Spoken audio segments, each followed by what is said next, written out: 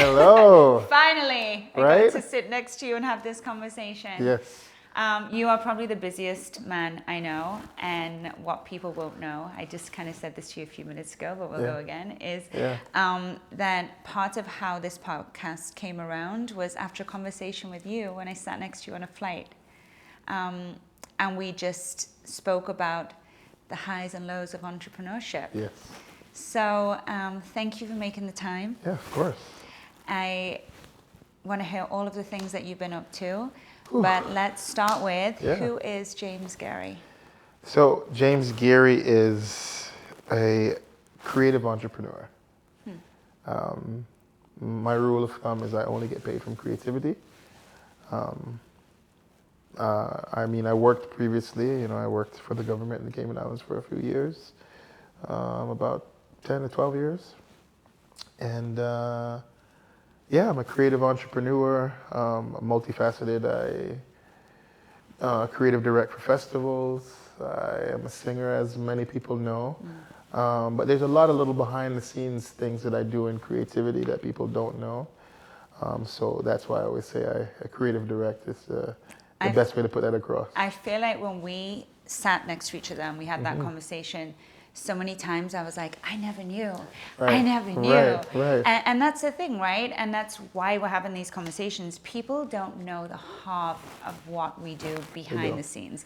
Even with this podcast, like last night when I sent you those questions and you said, wow, I didn't realize how much goes into this. People just will never know. And somebody said this to me once and I was like, actually that's a good way of looking at it. They said it's because you make it look easy. That is true, and I've got that before, and that's when you know you're a professional, especially in the creative world, when you can make difficult things look easy.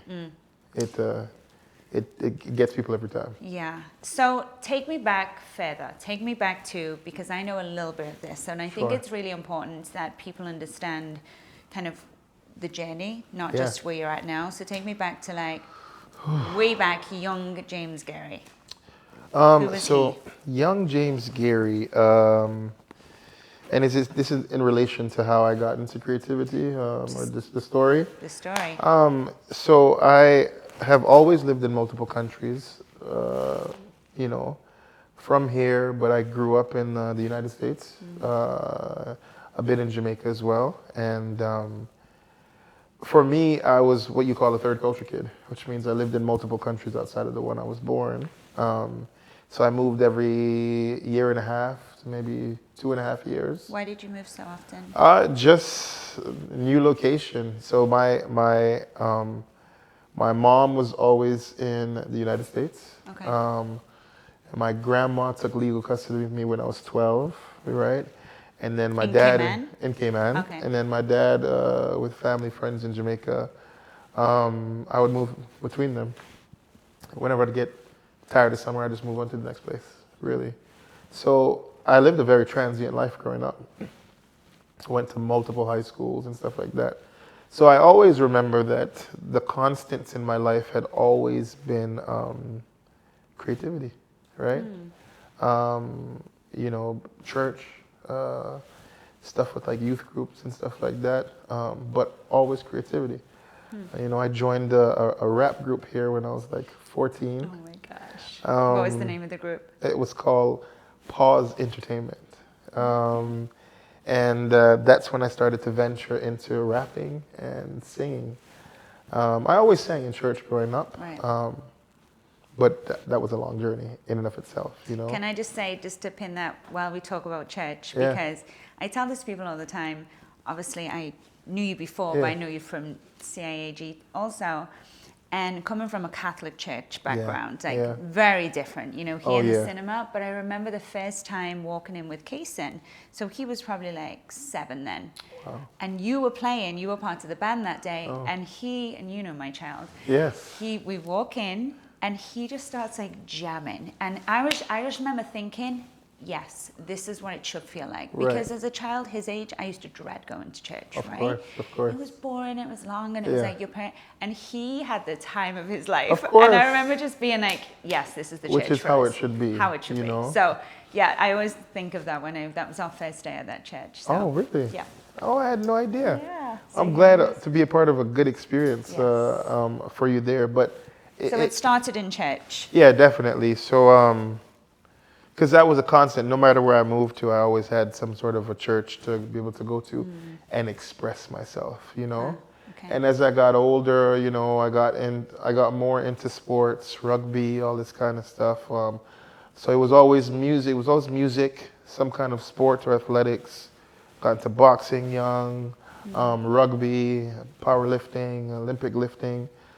So I always looked for an excuse as I got older to travel, to do something creative, whether it be my sport or whatever the case may be. So I started to, I joined this group. We would perform all over Ireland, at youth groups, at conferences and stuff like that. And then I just got a chance to travel and do some music when I was younger. And that changed the game for me, you know. So you've been doing this a long time. Yeah. I obviously didn't go full time into music until after COVID, Okay. right? We'll get there. Right, exactly. So I was just known in school for being a music guy. You know, I worked on my craft throughout high school, and then I ended up really just kind of taking it to the next level. I studied music in high school. I did Okay. my GCSEs in music. And then I just kind of started to go abroad more and travel and play for conferences and stuff like that. Like with the church as well too, right? Okay. So Were you and like writing your own music then, or you were always just performing and singing other people's I music? was right. It was You writing wrote from as the well? beginning. Oh wow. I didn't get into singing covers until I was far into adulthood, Okay. right? Until I was like actually in my 20s. Yeah. So I've written a lot of music with this group as well too, and that's how it started for me. Okay. But it's funny that you bring that up because I always wanted to take it to the next level and not just be creating, because what I would notice here is everybody's recording, putting out songs, but what This are is they in doing? Cayman. You're talking now. Okay. Cayman and everywhere else Okay. and I've been to, and I was like, I want to do more with this. I want this to have more of an impact in my life. And so as I moved around to different countries and recognized, like, I have this talent, I have this gift, I can use it, but I'm like, how do I monetize this thing? And then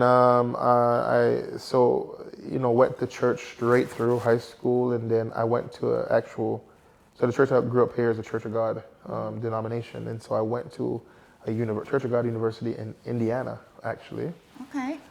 which is the home of Bill and Gloria Gaither. It's a big like gospel band out in the Midwest, Right. and so the school was very much so focused on this music program. So I just popped up. I struggled to get into the school first, right? But I got in provisionally because of my voice and my singing. Okay. Then I had to study music theory and all these kind of things. And then I became a music business major. And that changed the game for me. So I spent 5 years in university after high school. So, in high school I was doing a lot with music. I was singing, I was doing a lot, but university made it look real for me. Because that's when I started touring. Because I don't know a lot of people in the music industry, but from the people I know, they just went, like, I wouldn't have even thought that you could study music business. Yeah. I would have thought, but then I'm older than you. It was like, it's business, or like for my industry, it's either business or it's sport. Music. Yeah, or sport. Yeah, So I didn't realize, and I'm sure now there's like probably so many, but that's amazing that is that, because for most creative people, they're almost like forced to like, oh, well, if you're creative and you follow your passion, but the academics is not there to support it. Correct. So. And then also, I think people gloss over the music business, and that's actually where the money's made. Oh, for sure. And so smart. people ask me oftentimes, oh, you must be doing your passion, or you must love singing. Yeah, some parts of that. But I don't tell people I'm a musician. I tell people I'm a businessman that happens to do music. Which again was part of that conversation. I was like, I never knew. Right. And I was blown away when you started to tell me this. So. Yeah, and so I at an early age, in university, young, learning about global business, about marketing, about economics, about accounting, principles of accounting. Like as a music business major, Amazing. you had to study at the business school. It was called Falls Business School, as well as study recording techniques, all these kind of things, because they wanted to make sure you were a holistic person that could sort out everything, because that's what you got to do as an entrepreneur, right? You got to be able to You sort wear many everything. hats. Right. So I learned about sort of the business of influence as well too, and how to use my words to get what I need. So I took speech and communication classes. I was not only a music business major, but I was also a sociology major as well too. I took speech and Wow. communications. So the big part of my business is understanding people and serving people's needs. Any business. Any business. Any business, you have to Right. understand how to serve people's needs. So my sociology degree was about studying why humans do what they do and why they group the way they group. That's actually perfect for music, because that's what you're doing. You're taking a group of people who are in a space, whether it be a restaurant or whatever the case may be, and you're touching them with the music. You're making them forget why they came. You're making them forget their lives outside of where you are. Like if they've had a rough week at work, you're making them forget. You know, so I think understanding the psychology of what I do was really important to me. So I toured with a professional choir while I was in university studying music business. And we toured all throughout the US and Europe. So I got to see firsthand what it took, you know, booking the stays, showing up at the venues. Because there's a lot of logistics behind. Oh my goodness. It's Putting on just, again, not personal experience, but friends in the industry putting on like different shows and festivals. That's a beast. Right. So I think my education really, really, really catapulted me into a business mindset. And so at this point, I hadn't really been gigging, as they say, you know, playing other people's music. But when I was in university, I toured doing my own music as well. Right. Toured with a professional choir. You know, toured to New York, did some shows. And by the time I graduated, I had been through all the classes. I had experience firsthand, but I just hadn't been gigging. So let me ask you something. When you were studying, you were doing all these things, were you being paid, or was a lot of it you were doing it for the experience? both. Okay. No, I wasn't paid a whole lot, but it was a mixture of both. I took myself to do any kind of experience I could, because you know when you're in a professional choir in university, you're playing all the time, so you're performing all the time and in different ways. When I was doing my music business stuff or my own original stuff, we had a cafe at my university that put on shows, and so I got on a lot of different shows, both paid and unpaid. Then I also played in church over there as well too. So I was constantly gigging, and then the Church of God have this big youth convention called NIYC that I got to open for bigger name Christian acts like, you know, Lecrae and those people like that. Right, so I actually got to meet those artists, right? And that only fed my inspiration more, you know? So yeah, it was a lot of... The reason I ask that, because when I speak to younger people now, Right. they don't want to work for free. And and I get it because times have changed, but I feel like for us, I did so much stuff for free because that's how I had to learn. Yeah. Well, So that's why I just wondered in your but industry. you see, that's the beauty of church. You get a free performance every Sunday to get better. And then it's exposure too, right? You never know who's going to see you. Right. And church forced me into playing and doing stuff instrumentally and vocally that I never knew I could do. You know, it's a great breeding ground for your success, right? So by the time I got to my gigs, right, they used to call me the Christian version of John Legend. Oh, I mean, we will forever think of you as like the John Legend. That's what they would say, and then that's when I started to get. So when I was younger, I didn't listen to a whole lot of music, so I got more into John Legend and stuff like that in university, and we would do these shows called Encore, where the whole auditorium full of like 2,000 people were there, and it was a huge talent show. Wow. So I did that every season, and you had to audition to get in. Right. So the concept of doing free labor before you get to where you need to, I believe in it. I just never saw it that way. The way I saw it was, these are all opportunities. Yeah, not for me to be seen but for me to be crafted and forged so that when I do come to the table for paid opportunities, I have the leverage in terms of what I'm asking for. Because people treat you different when you know what you're doing, you know? And so I did that for a good while. To this day, I still do some pro bono stuff. But that's because I'm in a position I can do that, you know? And it's all about growing business relations. You're getting a lot, you give a little. You're getting a lot, you're getting a lot, you give, you know? So for me, it's not really cut and dry. That's Right. always been my business model. So then, you're in the U.S. then. Yep. So after that, Right. what happened? So I considered doing my MBA, but I had missed the deadline for applying. So I had 5 years in uni, finished up with my degree, even did summer classes. And then I came home to Cayman. Well, so I had a degree in music business, music education, and sociology. So I came home and I started working for a family company, tourism company, called the Trolley Roger. So I don't know even if you know the trolley that goes. The Trolley Roger. Yeah, it goes around town in like a trolley with a Jeep pulling it. No. So I used to be a manager there. Okay. And I was working part-time at the church doing the music. And I remember it like it was yesterday. My first gig here in Cayman was one my grandma got for me.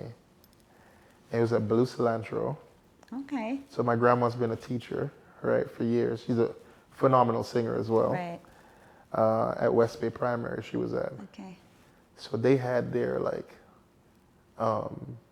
Christmas dinner or something and hired me, right? I'm trying to remember if I even got paid. But that was my first gig here ever. And I did that at Blue Cilantro.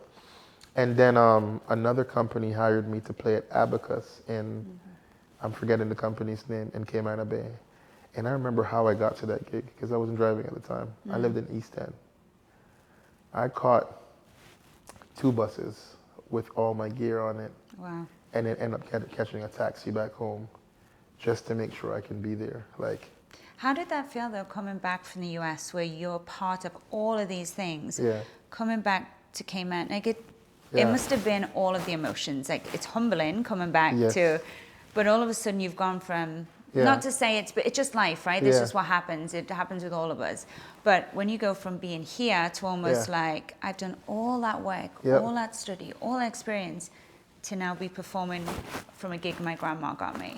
Yeah, you know, I always came to Cayman expecting that it would be like a started from the bottom situation. Okay. I kind of expected it. Right. And because of Cayman's small nature, there's a couple of things you have to consider. That when you build something, you're at the top. You're not competing with anybody. So you win all the contracts when you're at the top. Right. When you're over there and you start out something, you're competing with millions of others. So the level of confidence you can gain from being here, right, you don't get elsewhere. Right.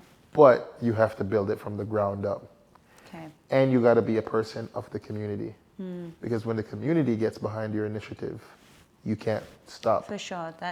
Here. And that's the thing about Cayman that struck me. So, I mean, I spent most of the time looking for work, looking for jobs, you know. I worked so at that point you were kind of like, okay, this is going to be something I do, but I need to pay my bills. I need a full-time job. I always thought about a duality. I always thought I was like, I went and I studied this. We're going to make money from it somehow. Okay. I don't know how, but recording music wasn't it because I recorded all throughout university. And I remember when I came back, you know, I saw a lot of the hot artists making music and I was like, that's not for me. That's not for me. I wasn't invited to loads of shows or whatever the case may be, but I was like, they're not making any money because I know the music business. And there wasn't any true market that I could see here for it. So I said, okay, cool. It's not here and I can't find it. I'm going to build it. Love it. That's it. So, you know, I used my other backgrounds, you know, to work. I worked at the boys' home for a good while. I worked as a teacher in the Department of Education, probation officer. But all while doing that, getting gigs. Small Right. little. So once I got the gig, my grandma got me the gig. Then I got another gig here and there. At one point, when I was working for the government was booking me for gigs. So I was feeling good that I was like, oh, I'm literally using my degree. That was all I wanted to do. Okay. So I was like, I'm using my sociology degree because I'm working, in social services. I'm helping. But I'm also getting requests now in my DMs or messages. Right. Hey, can you do this? So I've done like little small dinners for engaged couples, and Yeah. I just kind of worked my way up, but I never lost that personal touch that people get Right. when they're booking me. Right? And you never ever felt like defeated at any point going from. Oh yeah, of course. I mean, at one point, let me tell you, at one point I looked about joining the Navy or the Army in the UK. I think you might have mentioned Yeah, that to me, which is why yeah. I'm like thinking about it. I looked for jobs overseas as much as I could. Like, I think you get to a point in Cayman sometimes where you want to escape, and you try to find anything you can because everything is hustling, bustling everywhere else. And so I did that a lot. I did that a whole lot. I applied to some places too. Or I thought, let me go do my master's degree so I could stay in a creative space Right. somewhere. So I went through that as I was rising in Cayman, right? And then, yeah, it just, So when you said that you knew there wasn't a business here for music, because yeah, the other thing is like we're so close to Jamaica, like there is around us right, music opportunities, but right. what did you feel like Cayman was missing? What was it, the business that you were So I think in trying to order to build? start a business, you need the community behind it, right? You Okay. need to be servicing something the community needs. And creatives weren't unified at the time. So I wanted to unify creatives. And when you say creatives, just And tell me not what just, that. so musicians, photographers, Okay. models, actors, videographers, people who sew, anybody who creates, right? Because you can't just do for music, right? In a space that doesn't have a lot of structure for creatives. It's almost like the Wild Wild West. Yeah. Because money is being made here. Money has always been made here in all of those fields. But because there's no unifying body or one that's worked well, people are just kind of doing whatever they want. Right. Like, for example, I knew people flew bands into the Ritz. That's what I was going to You say. know what I For mean? years, remember when like John Legend came Yeah. here? They'd bring big artists, but they also Yeah. used to bring smaller Oh yeah, artists in to fly them perform. right in. Yeah, yeah, yeah. Well, because if they don't, I'm sure there's a lot of other things that went on, but it screams to you, right? The community needs to There's a understand that need. the resource is there. Because think about the managers who are coming into the Ritz or different places. They're just coming to Cayman or they're just They don't locking know. in, They and don't so know they're the like, people. they're like, I need to fulfill this need. We need to make a budget for it, and that's literally how business works. That's how it works here. So you essentially created a structure Yes. and created an organization. Yeah. And was like, okay, this is how, from your experience of how they did it in the US or the UK or Right. wherever, you started to be like, okay, well, I don't know, to put on a festival, Right. I need this, this, and this. Correct. Do we have it here? How do I logistically put it all Correct. together and organize it? That's the business. So I created something called Roots Music Group Network. Okay. So it's a network of a couple hundred creatives in Cayman, and A couple of hundred? yeah. Wow. Yeah. And there's loads more creative networks here now, by the way. There's a Super Creatives Network group. There's a bunch. Remember, What promoting. makes you a super creative? Huh? What's a super creative compared That's what to they called it, I think. Joshua, who does videography, he started it. Okay. A very talented young man. I brought to New York with us to video our Cayman World Series, which we'll get to in this chat as well. But I created this, and it was the Roots Music Group was the name of my band. My first album was called Roots in the U.S. My Okay. EP was called Roots, and it was all about being rooted in culture, rooted in faith, right, and rooted in love that. lifestyle and the music that I did. So I was like, I want this to be international, and so the group just started out with me and band members I had here, and then I was like, we can do this bigger. And then I remember sitting down with Andrea Williams, And I remember having a plan to have like a record label here, a publishing company, a philanthropic arm, Okay. a management company, a school, all these kind of things. And that was the beginning, you know, of this concept of creating first for the community and then turning it into a, you know, a business, Yeah. you know. Is that all still part of the grand plan? Yes. So 345 Live is the name of that company. Okay. It's a company that brings everything together. This is bringing me back to where I was like, what? And this and Yeah, that? Like, yeah. there's so many Exactly. things that you've got going on. Right. So when I created Roots Music Group a few years ago, you know, and it got up to like 50 people, I was like, there's a need for this.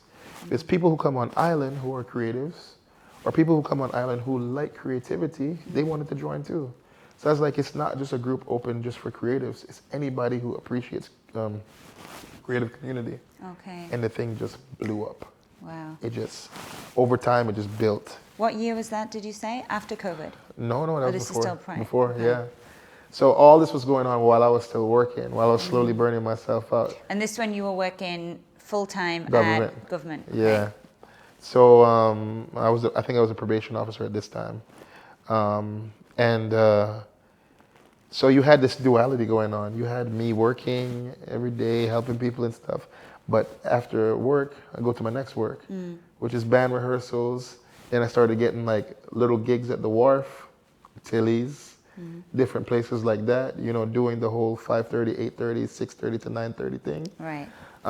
So I was burning it at both ends for a good while, right? But I was getting gigs here and there, little private ones, you know? And then COVID happened. And by the time COVID happened, I had been working just really hard. I was burnt, you know? Because you can imagine doing that, you know? And the amount of money you spend investing in gear and equipment. And something was working, but I was like, this can go further. You know, so I always thought about, leaving my full-time job, but it's like, how do I still maintain the lifestyle I have now, you know? Which is what stops most entrepreneurs in their tracks. Correct. Because I was just thinking about this today. There's so many times when people, because the reality is we're human and we have responsibilities, and we're like, oh, but a government job is safe. Government job, I know I'm getting paid every month. Yes. And then on top of that, I was getting a little bit of money on, you know, I was getting additional income from a little music here and there. But it's never guaranteed. Those jobs are never, I mean, I guess you guys can get contracts for so many weeks, but it's still, the security is taken away when you work for yourself because there's no salary. There's no... Right. But that's the good part about that, though. I think the good part about that is I thought to myself, because they always say tourism, for example, is seasonal. So, and they tie music in with that. And I'm like, no, it's not seasonal for me. Doesn't have to be. Create a need and people will continue to buy into it. That's how I looked at it. Right? So I remember I started playing with Pipers 5 months after they opened. Okay. Miss Pipers, right? And Rico Rolando is who recommended me there because he was doing marketing there at the time. I've been with them ever since then. They were the only consistent gig I had. Everything else was like here and there. Right. Every month they booked me 3 times. Every month they paid me a little $500 every gig. And so I know if I quit, I have $1,500 to spend. So I was like, wait, how do you create this? Because remember, it's seasonal for the restaurants too. But they continued to hire me. And I thought to myself, what's making these people hire me? I show up to their venue. I market. I push. Every time there's something going on, I became a part of like their family without being an employee there. So I took that and I used it everywhere else. The Ritz-Carlton, every other venue that wanted to try with me. If they wanted to try, we were going to do it at the Wharf or at one point, right? It started to build a reputation for building strong relationships and coming really good with the music. And you were, because now that you've said it, and I didn't think about that, but yeah, you are constantly pushing yourself on marketing, whereas I don't see that from other local artists. Correct. And now that you said it, I'm like, I know, it's just how we scheduled this, because I was like, well, I know that you're in London for these dates, and I know that you're in Cayman for these, and you're constantly pushing out. But you do that all yourself? Yep. Now, I do it along with the community. There we go. So remember, Roots Music Group community, you know, and I'll get a little bit more into this, but I met my graphic designer for my flyers after I had one of his pieces of art hanging up behind me while playing live stream during COVID. Stoked Art, Mark Lawrence. Okay. Right? Oh, okay. And that's how we became friends. Oh, I love that. And every month he creates my flyer for me free. Right? And then it's promotion for him as well too. And we collaborate. So that was one of my collaborations that began. And when I was playing at Tilly's all the way up to now, he's made them every month. And he's become one of my best friends, you know? So, but that's what I could use the community for, because there's graphic designers and they're musicians. Right. I would call Very jam smart. sessions, I'd call brunches where we could all come together, and it created a sense of unity, but I was benefiting from the sense of unity because when we gather together, somebody rings me up and they're like, James, I need a guitar, or whatever the case may be. Boom, I got you. Right. Boom, I got you. So I started to become what Tim Hartman, that used to be at Z99, would say, Right. the DJ Khalid of Cayman, right? Oh my gosh. Right? Oh, that's Like, a great way of looking at it. if they needed somebody for something, they Yeah. knew they could hit me up. So I was like, but this is what I'm saying. This is what community does for you. It takes work for you to build, but once you build it, you benefit from it. Because I tell you what next happened. From that community, we created, I used to start to do these weekly list of live music, right? Okay. And I would just do them myself.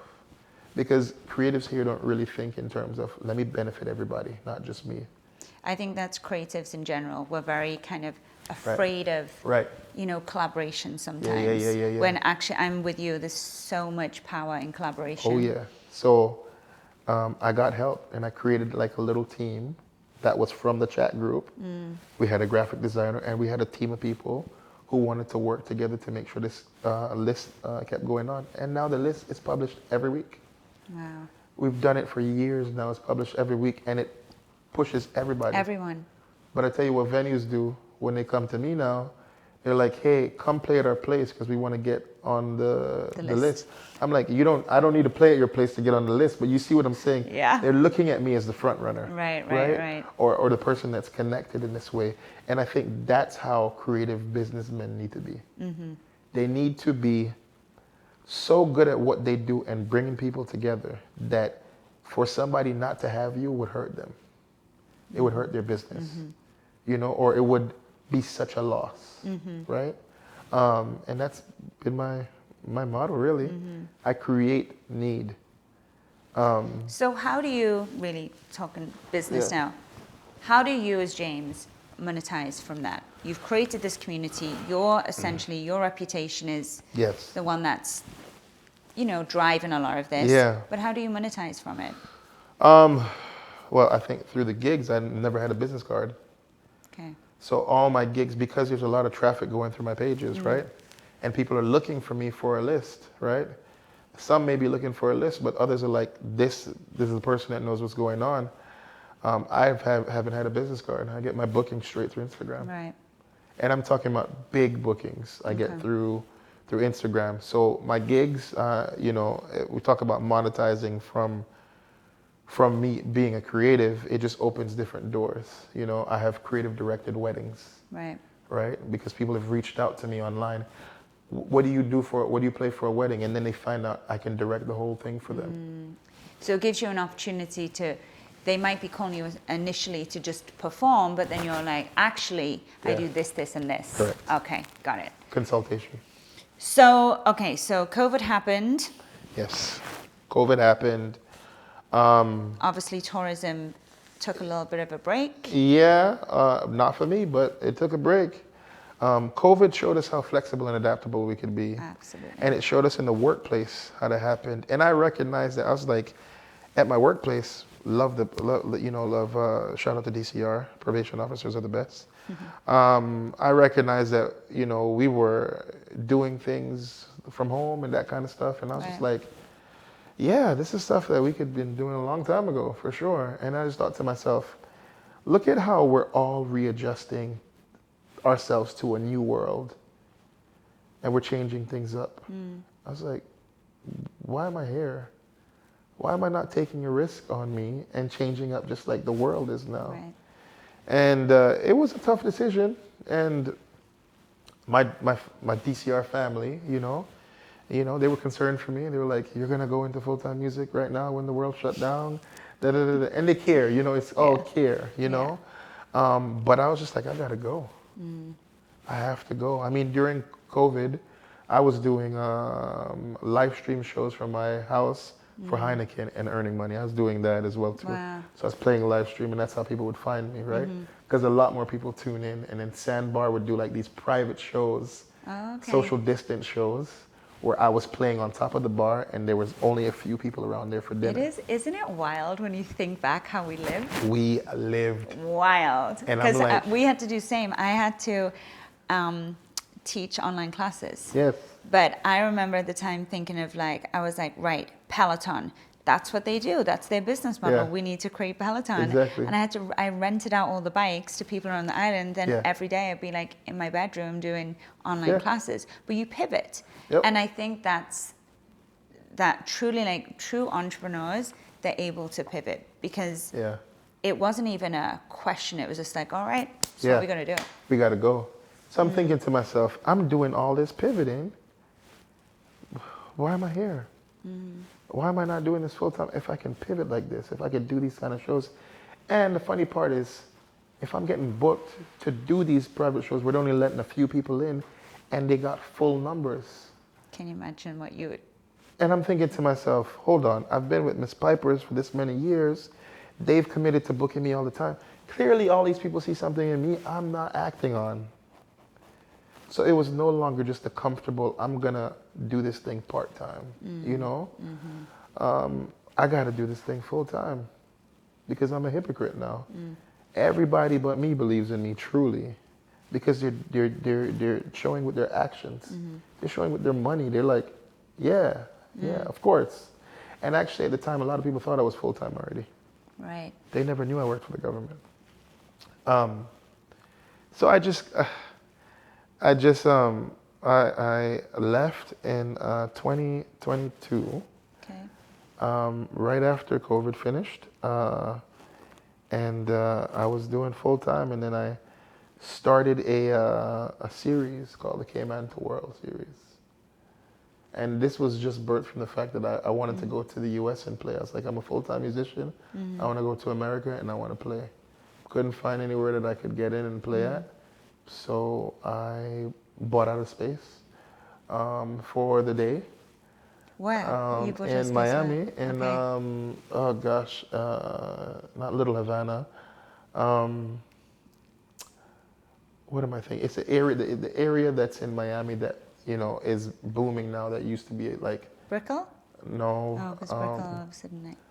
Gosh, it's gonna come to you. I know it's gonna break you now. It's gonna come to you, but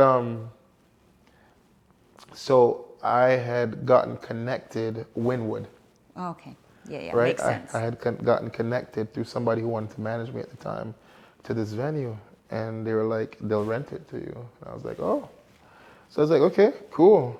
I'm going. I'm going to rent it. I'm going to get a show there. Figure it out. Whatever. So you started from scratch again. Yes. Let's do this again. Let's move and start from That's scratch. been my life. I constantly kept doing it. So I was like, I'm going to play at this place. And I was like, you know what? If I'm going to play at this place, I should just bring people with me. So I brought Caymanian chefs. I went to the local... Chefs. I put on a whole Cayman Islands event in Miami, right? I brought Caymanian chefs. I brought liquor from Cayman that I bought from Seven Fathoms and different places to have at the event. So I did an all-inclusive event. Right. And I paid for a band. And I brought down a few local artists and we put on a whole show. I even had artwork there and people in Cayman just pulled up. So people from Cayman came to Miami to experience Cayman. Yep. And then people in Miami You know, came around as probably well if you too. would say that to people, they'd be like, "That's why would people do that?" Like that sounds Yeah. so Yeah. Well. wild, but Yeah. But people would do it because think about how many people are going to Miami on a regular basis, you know, and how many Caymans are already in already Miami there, yeah. or who happen to be there. Yeah, The people yeah, are going yeah. there like this. So as a concept, I was like, oh, this is an opportunity to build up everybody, you know, and I win from it too because you know I get to play, I get to Right. perform. We had one of the guys from Major Lazer open as well too, you know. Okay. DJ that comes here all the time, Walter Diplo? Fire, Oh, Walter Fire, yeah, yeah. right? So that was really cool, and so we did that again in New York and in London, Yeah, you and that's know, how it. and So the same concept. same concept. New Cayman. Yeah. What was it called? What was the Cayman event? to World, the Cayman Cayman to to World World. series. Oh, to the world. Ah. Yeah. So yeah, I did it. And Like it just, Cartown to the world. yeah, it just kept me thinking to myself, like, man, I literally I could do anything. Anything. And then somewhere around that time, I had been speaking with the Ritz. Actually, before that happened, I'd been speaking with the Ritz, and then they locked in with me too. So first, it just started out as me playing there every other weekend because they had other talent there. And then it turned into, hey, we want you to play here all the time. Can you quit your other gigs? I was like, nope. And then it just turned into a deal, a contract basically, informal. What does it take for a performer, a singer to, at what point is it like, now I can, in Cayman, let's say in Cayman, Yeah. how many gigs, how much time, like what does it take to be able to say I can do this as a full-time career, in your opinion? What does it take or how much time or? Like, do you actually think as a performer you can do it full-time in Cayman? Yeah, And I do it. yeah. You know, I work 6 hours a week. Damn, I'm in the wrong industry. I work 6 hours a week. If only I could sing. I work 6, sometimes 9 hours a week. You know what's funny though, because Yeah. so I have a friend that was telling me about before, and he's an attorney, so he's always like, you don't work, because Yeah. attorneys work stupid Yeah, hours, yes, right? yes. But I always say, and as I'm speaking to you, I'm thinking the same. People don't understand, but it's all the stuff I've done before Correct. to get me to this point. Correct. I have worked 12-hour days my entire Yeah. life Yes. to get to this point. Yes, those days that I worked for the government, I worked 12 hours. I remember working 15 hours one day because I went from work straight to a 9 to 10 hour wedding, you know. They don't see that. They don't see the preparation, all the booze off stage I got, even at church. So You got booze at church? Listen, I sucked. I suck. I don't blame them. You know what I mean? I was not it, but I built up. And Right. so what people are seeing now is they're seeing the aftermath, you know? So when people, you know, I've mentored at least 2 people into full-time creativity. Wow. And it's on autopilot for me now. It really is, you know? I just got to show up and do my job well. I've built the relationships already. I've secured the ability to get and procure work. Yeah. I wanted to test it. I wanted to see how much I actually needed to do in addition. And with the advent of me being in Europe, it makes it even worse now, you know, like because people, they know what they're getting when they're buying the product. They know exactly what they're getting. So, you know, the question as to whether people can do it, of course they can, you know. I don't have to leave Cayman Right. to be comfortable. Cayman, I could stay here and do music for the rest of my life here in Cayman, and I'll be more than comfortable. Right. But you do travel a lot. I do. Is that by choice? Is that to get creative outlet? Like, what's the reason for the traveling and why? It's Because a you li- do Paris, yeah. London. Yeah, so London, Paris, Cannes, Monaco. Yeah. You know, at first it was just a whim. Somebody that I was involved with before signed me up for the voice competition. In the UK? And I went on The Voice. You did? I never knew that. Yeah, in January last year, actually. And then the Beautiful Compass did a piece on me while I was in the process of Okay. going through the auditions, and I got cut Ah. because you're not supposed to you're not supposed to share anything. Well, you got cut because the compass. No. Yeah, I released the story like pretty much like too early. But I used it. I used because the momentum I built up Right. from that, like everybody was excited. I just used it. And I thought to myself, I'm gonna move to the UK. And then I got invited on tour in the UK, right? Did a show in South London, Brixton, and Brighton. And then I thought to myself, I'm gonna move here. And then Don't do it. Right? Don't do it, Jay. Yeah. So Think of that weather. I did. I moved last June. And it was actually a client, right? Like a friend Right. that I rent from in the UK. And so that's what began the hybrid part of this relationship with me and overseas. And then I got recommended by a DJ I used to work with here, who I met during COVID as well. And we recorded songs that got signed to some record labels. Right. So she keeps pumping me up wherever she goes. And then it got me the gig with the venue that has the locations in London and France, right? Okay. So it just happened that I was just like, you know what? I think what you go to places like London for is not really exposure. It's for the creative outlet. It's to rejuvenate yourself, because I think you can be here and go along with the ebbs and flows and get really complacent and comfortable here. I don't like that. So, and the reason why I asked that, because obviously very different industry, but I am a creative person. Right. That's, and people ask me all the time, oh, you travel so much, and I'm like, I have to go. Yes. Sometimes I just have to Yes. be around my people, be around, Yep. be exposed to different things, because you can get complacent here. Oh, yeah. And I recognize it really quick in myself. Yes. And I'm like, I just need a few days, and Yeah. then I'm like, okay, I'm good. Exactly. So that's why I asked Exactly. that. I think I took it too far though. You actually moved there. I was spending what it turned out to be now 15 days. Every 15 days I was traveling. Gosh. Sometimes less. I mean, I remember in December, I came home for 4 days. I came home to play at the Ritz, and then I left again. I know, I remember, because I was trying to schedule with you. Yeah, and you were right? like, yeah, no, I'm gone. I'm like, what? You just got Right, here. exactly. So it's like, I'm thinking of Catch Me If You Can, Leonardo DiCaprio right now.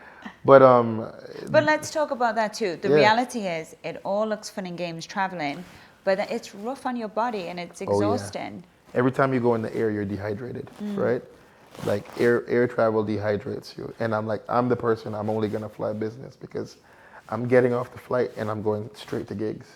Like when I got off in December, when I got back, even this January, I literally got off the flight January 2nd and went straight to the Ritz. Wow.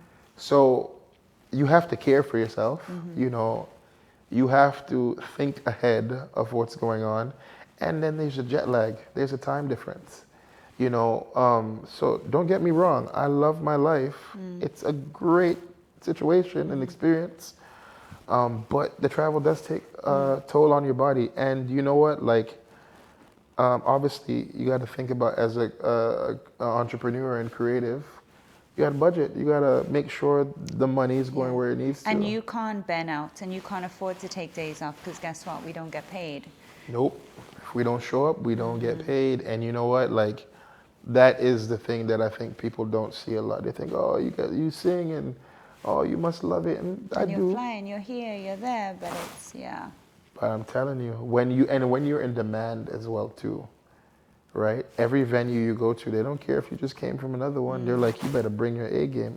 And I do, but it takes a lot of my energy. So. Do you find, because I find it, because essentially when we teach, if I'm talking about as a fitness instructor, right? For years, I would have to teach 8-9 classes a day. Yeah. And it was almost like you're performing. Yes. Because you have to motivate the other people. Yeah. And I would come home some days and I would lay on the tile floor. Yep. And I would tell people and they'd be like, oh, like you're physically tired. But I'm like, it's not what it is. I'm so drained because I used to say poker face. I'm like, it doesn't matter how tired I am. When I walk in the studio, and I say this to my instructors now, you have to switch it on. Yep. Because our job is to motivate the Correct. people in front of us. They're the ones paying us too. Yep. So I have to perform. Yeah, you got to be good too. But it's emotionally draining as well. That's why I don't socialize much now. I'm just like, I just don't want to talk to I anybody. resonated so much when you said you just laid out on the tile floor. Oh, yeah. Because I do that for days now. Yeah. Like, voice rest is one thing. I'm resting my voice because I lost my voice a lot over the last 3 months. Because I've just been performing so heavily. Like, London is great, but it's a lot. And you're going to get sick in London. I laugh because I see on your Instagram and you're like, all your supplements that you take. And I'm like, oh, yeah. Yeah. I gotta be. It's no joke. You're going to get sick. drugged up because it's serious. And when you lose it once, it's a lot because you gotta travel. I remember when I came from Cayman in December after being here for 3 days. So I flew from London all the way home here for 3 days, time difference, and I was off again to France, right? To Cannes and Monaco. Spent the week doing that, and then that weekend I had to fly back. The day I flew back, I had to catch a train to Birmingham to go play at a From casino London? from London. Yeah. So I had to stop home and then go back out and then come back to London. And then the next day I was playing 10 days straight. Wow. So it's love my life, don't get me wrong. But, people don't see that part of, what it takes to be a creative entrepreneur. You got to grind, and you have to show up. It's not for me when I'm performing. As soon as I enter the venue, because my belief is I change the atmosphere of wherever I'm going, And so when I show up, like, people's weight should be lightened. People who are booking me, they know when I show up, they don't even have to come to the venue because they're like, he's got it taken care of. And that's what I keep telling people when it comes to monetization. I monetize taking care of the stress for you as a creative. You don't got to worry about it. You don't. Once I'm on it, you know it's going to get done. So, just because you mentioned that if you lose your voice and you have to rest your voice, I always say in my job there's an expiry date. Right. And I learned that very young. I was 24 when I opened the gym because I would see trainers in my industry 50 years of age, and reality is not many people want to train with a 60-year-old. They want a hot young trainer. Yeah. And from very young, I was like, okay, I need an insurance policy Right. here. And I also studied business, so I knew, I knew my plan like this. Of course. What's the insurance policy for? So the insurance policy is what I've been advised on and been doing a little bit of. So I do a lot of things behind the scenes. And as I said, as a musician here, I'm doing well, financially when it comes to my shows. I just take that money and I reinvest it to secure my future. This is the part I want to get, because I remember you telling me this again. And I think this is what part of doing these podcasts is to share this knowledge with other younger entrepreneurs, because same as what I said with real estate, for me, that's what it was. Correct. When I made money, I reinvested it, because as creatives, first of all, there's always going to be new people coming along, which is amazing. They're probably going to do it better than us in time, but physically and mentally, or just for me, my priorities change because as a mum. So I'm like, I can't or don't want to work 12-hour days. So other investments is something that you would say for musicians, definitely pour other into. investments and learning money. When I left my full-time job, I spent 9 months saving. I spent 9 months. So I went into full-time music, by the way. Okay. $0. Right? Zero. And I saved $100K in 9 months. Did you save before you went into it? No, you just went in. Because So that's what the other thing I find people do. They kind of like, oh, well, I have to. I was like you. I'm like, this is what I'm doing. I'll figure it out. Correct. But then I started to study. There's a guy on YouTube. His name's Humphrey Yang. And he does finance talks. And he talks about what it means to put your money into certain things that will make dividends for you. And we don't have a pension as musicians, right? I don't even have a trade and business license. I don't need one. Right. Right? And so, not that pensions are great anyways. They're not the greatest tools at all. But again, it's an insurance policy. It's something. So I said to myself, man, if I have the ability to focus and do this, then I'm going to reinvest this money in a way that it keeps making me money. So all I do now, and this is for other creatives especially, you know, if you're a creative in Cayman, get a credit union account. Get a credit union account. Put your money in there. They're going to pay you 2 to 6%. It's nothing. They're going to pay you 2 to 6% every year just for the money you have in there, and that'll beat your pension any day of the year. There's also a program at the bank, at credit union, where you can borrow against your shares program. So when you become a member of credit union, you get shares. Oh yeah, I've heard that. Right? You get shares. I think I can get a credit union account yes, now. You can. Now you I'm can. officially That's right. have my status. So I just learned something now. yeah, so they have a borrow against your shares program there. And so if you have 10 Quran in the bank, you can borrow against the 10 just like that. Like no questions asked, they'll give it to you right away. Whereas every other bank here, you're not going to get that. So I did that with my money. Okay. And doubled it. So rather than borrowing it and using it, I borrowed it and put it right back in. So now I'm earning 2 to 6% on double what I had. The other thing that, yeah, this is the stuff that people, that we need to get this on. The other thing that I find, we spoke about, not having salaries and commission based. Correct. How I kind of did it was, some months they had really good months. Right. And people in my industry, when they had a good month, they're going to blow that good month. Correct. I tried to set my budget. I lived very cheap for frugally. a while. Yep. Frugally, let's put it that way. Yep. And any extra, because I knew this is what I needed. Correct. But anything extra, I would reinvest that. That's it. Because we get this. We have the seasons of, same in my industry. There's your high season, there's your low season. But if I can live on low season money all year round, then... But that's just really good financial, behavior. That's healthy financial behavior. Not living above your means, right? Because, in Cayman, that can hit you real quick. But what they don't talk about in Cayman is how much you can actually live below your means and make it on a consistent basis. So in our industry, where we have to sort out our future, I said to myself, I'm going to make the bank make money for me instead of the opposite, right? So everything I do now, what I just talked about with credit union, I do that with my stocks. I do that with everything, right? And slowly but surely, I put myself into other vehicles that will help with that growth. But then I also put money into me. So that was year up for me, right? Because I pay rent over there, all that kind of stuff. Yeah, of course. So that's my risk and that's my personal investment into myself. Right. Right? Me flying business, that's nobody paying for that, it's me. But I do that because it's an investment into me.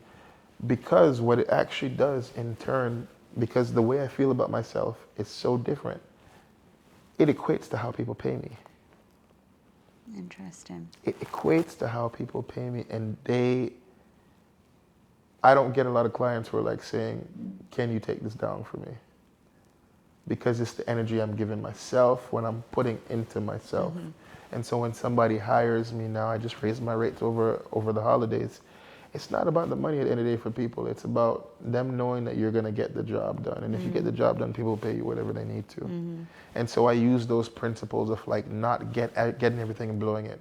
I'm so locked in now. As soon as I get money, it disperses. Yeah, All the time, right? I'm still I'm now at this point where I'm doing that again, where I'm okay, now I have to look again. What do I put my money into? Right. But yeah, I think that it's such an important message to let people know in oranges, because it's never guaranteed. And as you say, not having pensions and you always have to have residual income somewhere. So what I did as well too is I started financial consulting for creatives. Love it. So I have a few clients in London, a few different people who want to get started. They want to know about stocks. They want to know about trading. They want to know about how can I start to earn money now. And the reality is you can.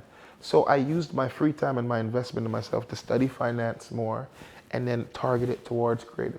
Because once a creative has their finances intact, because you think about all the money we run through for equipment and all the gear and stuff that you might need at the gym and stuff like that, we earn quite a bit, but we blow quite a bit of it too, And so my belief is the earlier you learn financial responsibility, the better for you.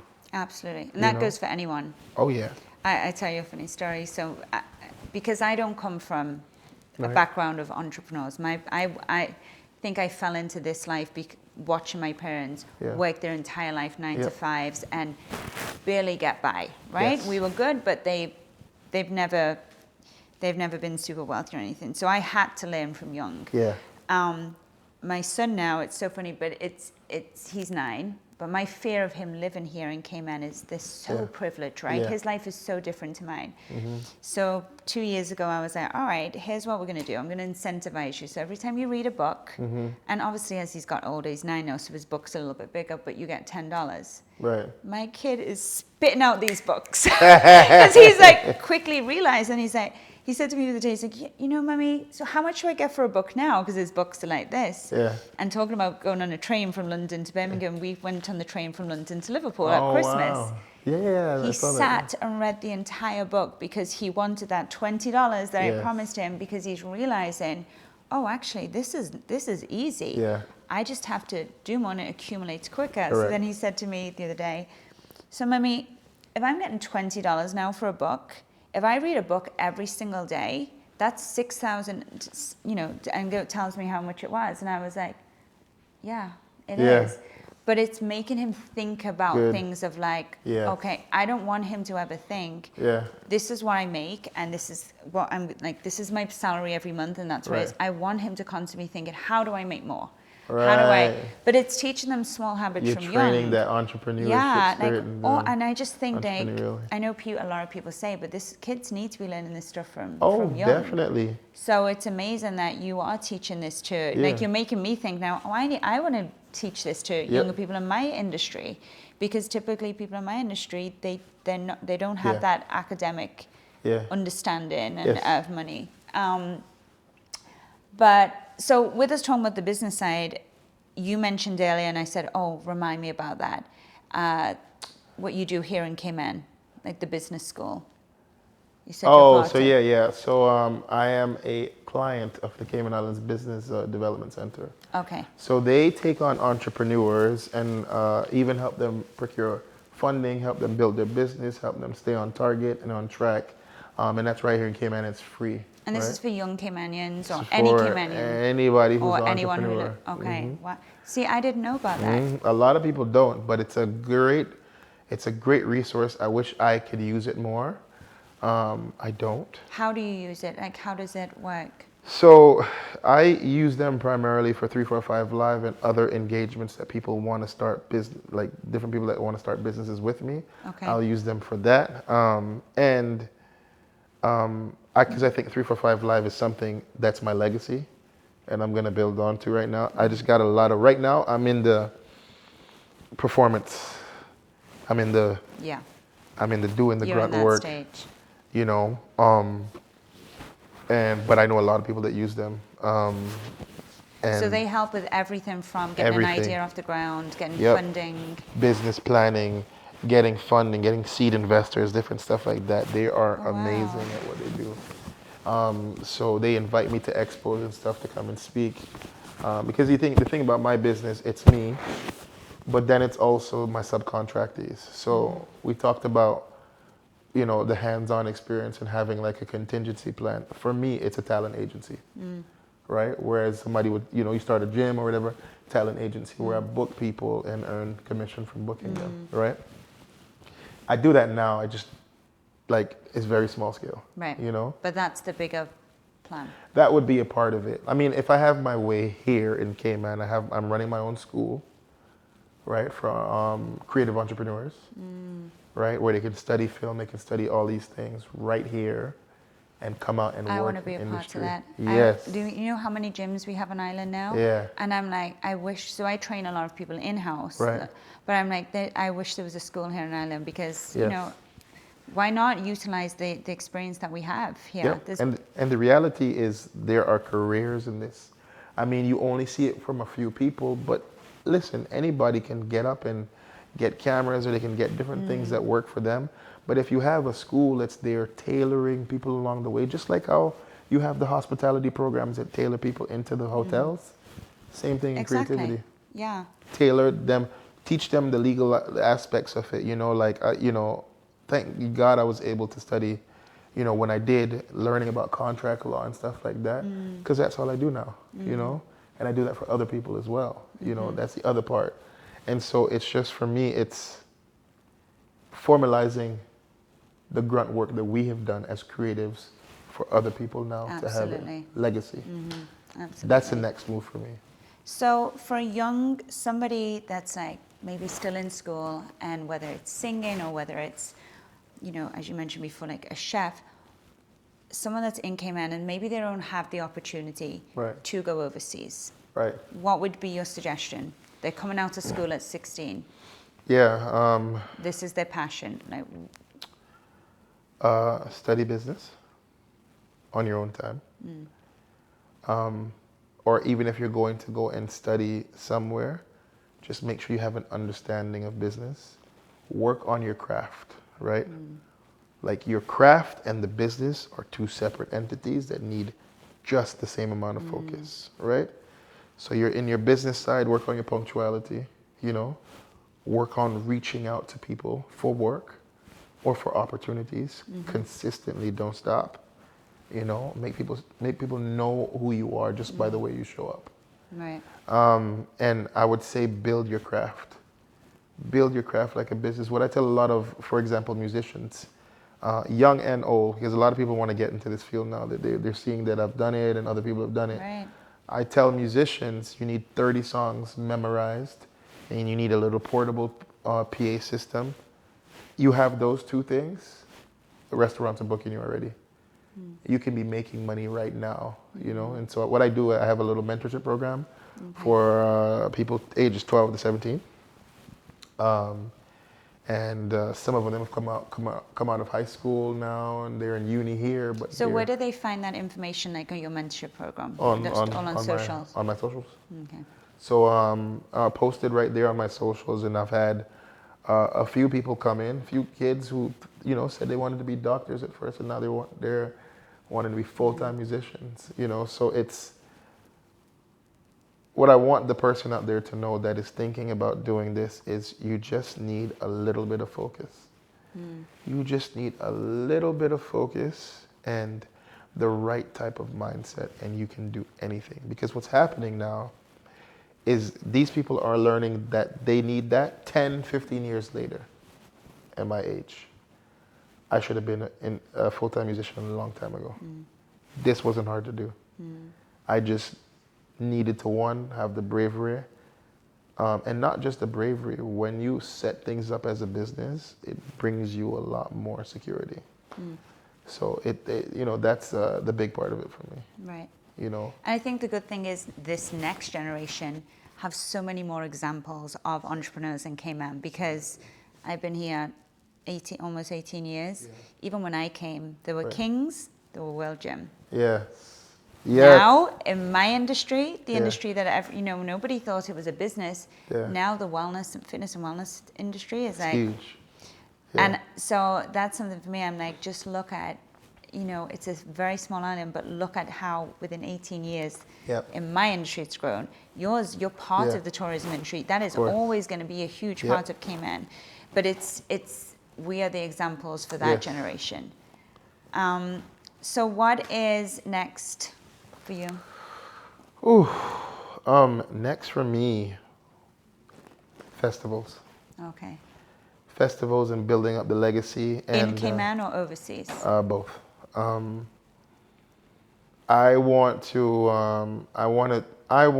have my own conference as well, 345 live conference for all creatives. I think I have said for years we need that. And we need that here, and a school educate. And a school, maybe it can start out as a certificate program, but I want to put my money where my mouth is in terms of creating the outlets that you have something that resembles a Juilliard of all creatives here in Cayman, and that will draw the rest of the world to us. Because where do you know of a creative center or school that pumps people out to do creativity in their communities? And that's the thing. So that would be it for me. Right. Building legacy. In terms of practical work. I'm doing some festivals that I'm singing at this year, releasing some more projects. I'm getting more into the space of writing more music Okay. of my own, and then Europe, a lot of Europe this year. Some more travel. A lot of France this year, and a few other places, Canada. I don't. To be honest with you, I didn't see my life like this last summer. Just last summer you didn't. I didn't. I've been going with the flow since I knew I always would get work, and I knew, if I stay here in Cayman, I'm good to go. But I didn't see this much. I thought maybe I'd do a little bit of international travel, but it's a part of my... That's normally what happens though. It's that snowball effect, right? Once people start to see you, as you said, you put yourself there, Yeah. then someone sees you there, and then they ask you to go here, and it just Yes. snowballs. That's just normally how it is. And I feel like I've been in a perpetual snowball for a few years, to be honest with you. Every year it's something different. I mean, I didn't mention this earlier, but I got offered a job to work in Vietnam back in 2023 to be an entertainment director for all of their hotels there. Wow. And it fell through, and that was the beginning of me starting to move to London. Right. And that's when I really started. I was already busy here. That's when I really started to get busy. Everybody wanted me to play there, because I think sometimes it's when people see you fail and get back up, they're drawn to you. I had given up Interesting. all my possessions to go work at this place, and the immigration didn't work out. So I was homeless here for a little bit,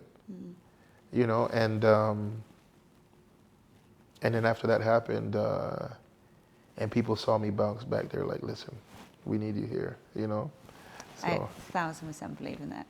right? So it's been a journey.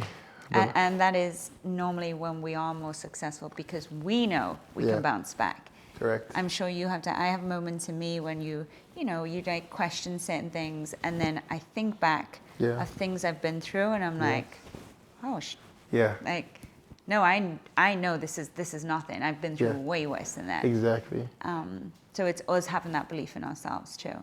And I think the transparency as well too. I don't know why we're so obsessed with showing everything that's good to the world and not letting people know when the struggle is real. I think that's for everybody, but I think a lot for creatives because oftentimes it's about showmanship, right?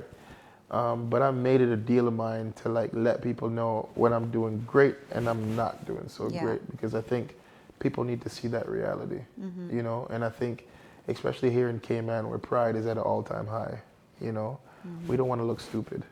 I don't mind looking stupid. Well, I think again, that's part of why I wanted to start this podcast Yeah. is because people have this perception of who we are and how easy we have in all of this. And I was like, I actually just want to share Yes. more of this. And then the more conversations I'd have with the likes of you and other people, I'm like, no, people need to understand this Yeah. because there's going to be a lot of people that are in that moment where they're Right. like, I just want to give up. This is too hard. Yep. But to know that we've literally all been through it. And Yep. so many successful people, like the top dogs, always have stories of just Oh, yeah. where it was like, there was a point where whether they were homeless or I had even like buying this, my condo. Yeah. I remember never in my life have I had to ask my parents for anything Yeah. because they never had anything to give Right, me, right, right? of course. I had the two jobs. And I remember when, I'd sold my house and then COVID happened. Yeah. And construction prices went up. Oof. And I put down a huge deposit and I was in that moment of like, well, I can't pull out because then I've lost all the money that I just Correct. put in. But then the closing costs went up. Yeah. And I went to my parents and I literally remember my parents being like, well, we don't have anything. Right, And I'm right, like, right, yeah. I'm like, who else can I beg and Yeah. borrow from? And then I just had to get my head down and figure out. I'm Yep. like, well, this is where you go back to teaching and this That's is it. where you have to just press gas Yep. and I had a year to figure out and To I figure got it out. there. At the same time, previous business that I had, Yeah. I was kind of forced out of that. So that was an Yeah. income that I didn't have coming in. Point being is, Yep. we've all been through hard times. And we got to. And we get through. Yep. And the successful ones do get through. So, But we got to talk about it. yeah. We gotta. I don't know what it is, man, about this facade here. It's like life happens to people, and we Yeah. have to embrace that part because it helps you create as well too. Those struggles, they don't just come out of nowhere. And I think the more that happens, the more you recognize we have a lot more in common. Yeah. Oh, for sure. Because people will assume stuff. They'll assume, oh, you got it. You're traveling all the time. You must. Oh, it must be nice. While they don't know. No. They don't know what's happening. Because behind. unlike you, James, Right. I am not in business class all the time. I am very much in economy with my child. Yeah. Then now and again when I've seen you, I might be Cayman Airways, Yeah. but for the most part, Yeah. it would be nice, but no, I can't do it. No, but people would assume, yeah. Yeah. No, I that's never something I'll hide behind. It's costly, and it digs a little bit of a hole, but. But I also understand it because, your reasons behind it. Yeah, It makes sense. but also I just feel like at some point in your life you gotta you have to be the priority. And Absolutely. for me, I get driven by the fact that I gotta make the money in order to spend it. So if I'm spending that money, I know I need to Right. hustle. I'm a hustler, like bona fide hustler. If I buy the economy ticket, what do I have to do? I buy the business class ticket. I know when I get to London, I better have some meetings. I better have some, you know what I mean? Something, Yeah, so that kind of incentivizes you. Okay. It really does. I don't know Yeah. what it is about it, but I get a lot of energy from having to make things happen.